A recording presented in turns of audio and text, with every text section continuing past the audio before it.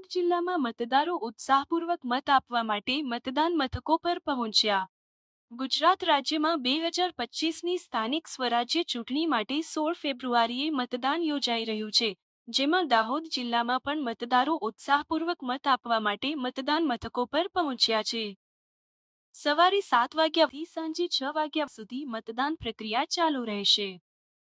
આ ચૂંટણી માટે વિવિધ નગરપાલિકા, તાલુકા પંચાયત અને મહાનગરપાલિકાની ખાલી બેઠકો માટે મતદાન કરવામાં આવી રહ્યું છે. રાજ્ય ચૂંટણી આયોગના કમિશનર ડો. એસ. મુરલી કૃષ્ણાએ 21 જાન્યુઆરી 2025ના રોજ ચૂંટણીની તારીખો જાહેર કરી હતી.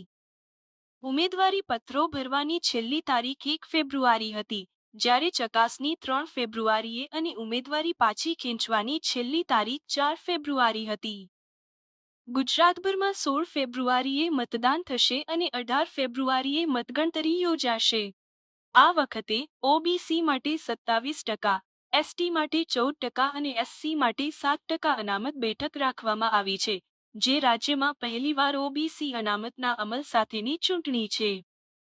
દાહોદ જિલ્લામાં મતદારોમાં ભારે ઉત્સાહ જોવા મળી રહ્યો છે અને લોકો શાંતિપૂર્ણ રીતે મતદાન કરી રહ્યા છે. સમગ્ર રાજ્યમાં 19 લાખથી વધુ મતદારો પોતાનો મતાધિકાર નોંધી રહ્યા છે. ચૂંટણી દરમિયાન સુરક્ષા અને વ્યવસ્થાપન માટે ચૂંટણી આયોગ અને સ્થાનિક પ્રશાસન દ્વારા કડક વ્યવસ્થા ગોઠવવામાં આવી છે. મતદારોને તેમના મતાધિકારનો ઉપયોગ કરવા માટે પ્રોત્સાહિત કરવામાં આવી રહ્યા છે.